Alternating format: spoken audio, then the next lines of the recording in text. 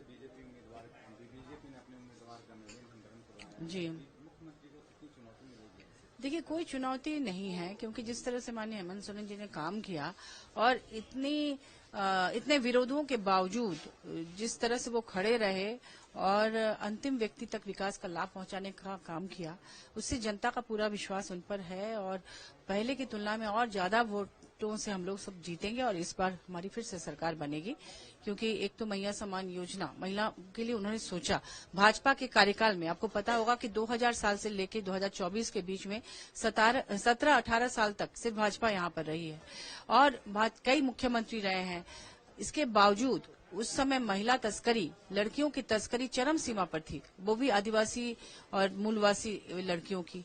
नाबालिग लड़कियों को दलाल आते थे, यहाँ प्लेसमेंट एजेंसी खोल रखा था उन्होंने, दिल्ली में खोल रखा था और उनको नौकरी देने के नाम पर दिल्ली, असम, चंडीगढ़ कहाँ ले जाते थे झुंड के झुंड, और उनका किस तरह से शोषण होता था ये किसी छिपा नहीं है।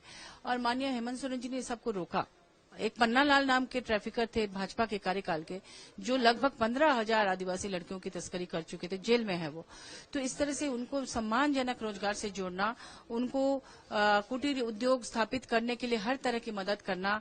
आपको पता होगा कि स्किल डेवलपमेंट वगैरह करा के किस तरह से सब्सिडी रेट में उनको लोन दिया जा रहा है, समूह बना के उनको मदद की जा रही है।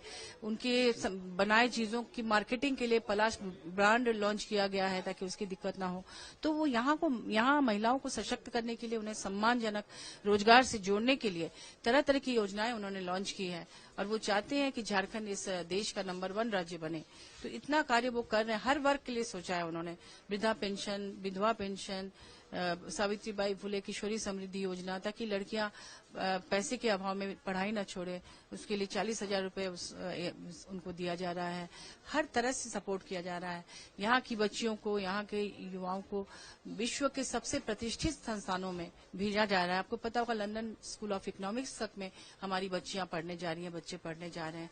तो हर तरह से यहाँ पर मुख्यमंत्री रोजगार सृजन योजना 25 लाख तक लोन दे रही है, उसमें कितना सब्सिडी है, तो हर तरह से मदद कर रहे हैं और इसलिए यहाँ की जनता फिर से उन्हें चुनेगी। किसी भी तरह की चुनौती यहाँ नहीं है। मुसलमानों की आबादी 9% थी, आज 24% है पूरे देश में। लेकिन अगर झारखंड की बात की जाए तो संथाल इलाके में 15% ये बढ़ी है, यानी 11% बांग्लादेशी घुसपैठिए जो है झारखंड में है और ये झारखंड सरकार इसे स्वीकार भी कर रही है, वोट बैंक की राजनीति कर रही है। लेकिन भाजपा चुप नहीं बैठेगी और इस पे ये चुनाव मुद्दा नहीं है, राष्ट्रीय मुद्दा है। राष्ट्रीय मुद्दा है, ये मैं भी कहती हूँ। अगर किसी दूसरे कंट्री से कोई प्रवेश कर रहा है किसी हमारे कंट्री में, तो इसकी सुरक्षा की जिम्मेदारी केंद्र सरकार की है, न कि राज्य सरकार की। अगर वो विफल रही है केंद्र सरकार और अपनी खामियों को वो थोप रही है राज्य सरकार पर, बॉर्डर सिक्योरिटी फोर्सेस क्या कर रही है, कैसे वो लोग घुसपैठ कर रहे हैं, ये केंद्र को जवाब देना चाहिए, उनकी होम मिनिस्ट्री को जवाब देना चाहिए, उन्हें रिजाइन करना चाहिए कि भाई आप देश की सुरक्षा नहीं कर पा रहे हैं, आप राज्य सरकार पर थोप रहे हैं।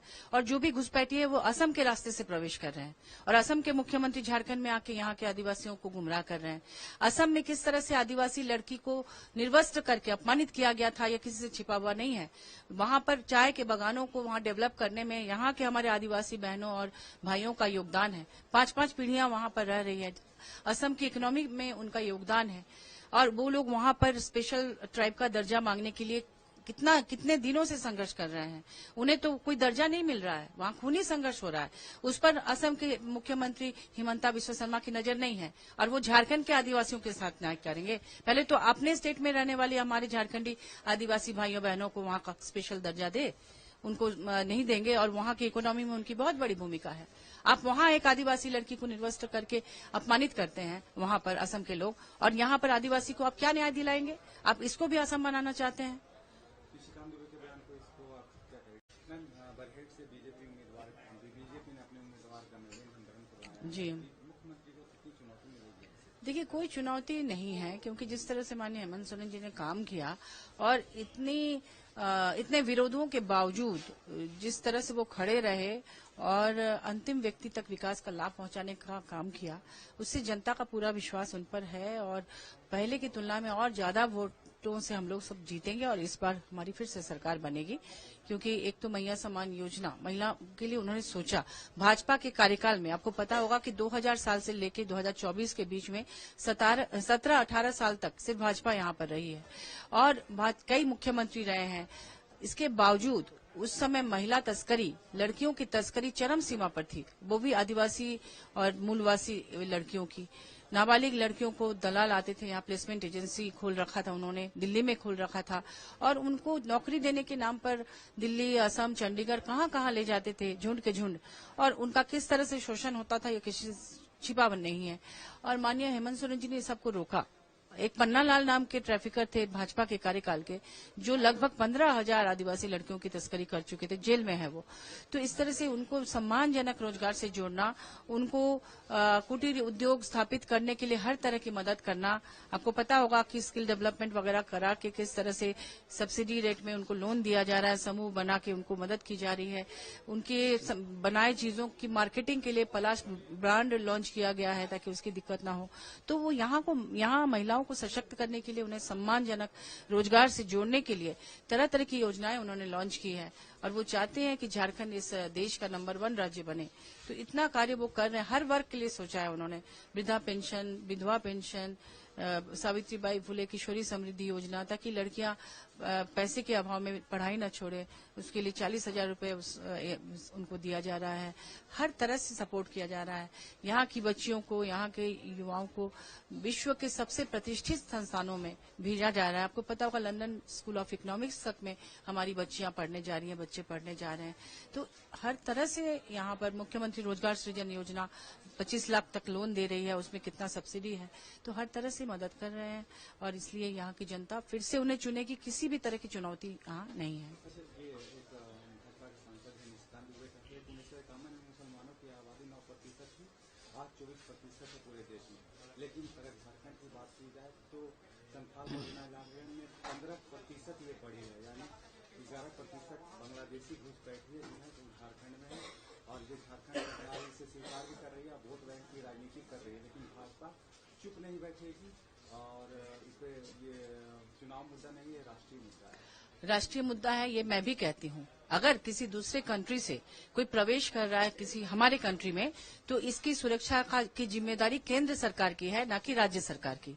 अगर वो विफल रही है केंद्र सरकार और अपनी खामियों को वो थोप रही है राज्य सरकार पर, बॉर्डर सिक्योरिटी फोर्सेस क्या कर रही है, कैसे वो लोग घुसपैठ कर रहे हैं, ये केंद्र को जवाब देना चाहिए, उनकी होम मिनिस्ट्री को जवाब देना चाहिए, उन्हें रिजाइन करना चाहिए कि भाई आप देश की सुरक्षा नहीं कर पा रहे हैं, आप राज्य सरकार पर थोप रहे हैं। और जो भी घुसपैठी है वो असम के रास्ते से प्रवेश कर रहे हैं और असम के मुख्यमंत्री झारखंड में आके यहाँ के आदिवासियों को गुमराह कर रहे हैं। असम में किस तरह से आदिवासी लड़की को निर्वस्त्र करके अपमानित किया गया था, यह किसी से छिपा हुआ नहीं है।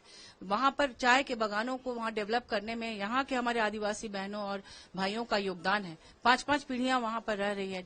असम की इकोनॉमी में उनका योगदान है और वो लोग वहां पर स्पेशल ट्राइब का दर्जा मांगने के लिए कितने दिनों से संघर्ष कर रहे हैं। उन्हें तो कोई दर्जा नहीं मिल रहा है, वहां खूनी संघर्ष हो रहा है। उस पर असम के मुख्यमंत्री हिमंता बिस्वा शर्मा की नजर नहीं है और वो झारखंड के आदिवासियों के साथ न्याय करेंगे। पहले तो अपने स्टेट में रहने वाले हमारे झारखंडी आदिवासी भाइयों बहनों को वहां का स्पेशल दर्जा दे, उनको नहीं देंगे और वहां की इकोनॉमी में उनकी बहुत बड़ी भूमिका है। आप वहां एक आदिवासी लड़की को निर्वस्त्र करके अपमानित करते हैं वहां पर असम के लोग, और यहाँ पर आदिवासी को आप क्या न्याय दिलाएंगे? आप इसको भी असम बनाना चाहते हैं।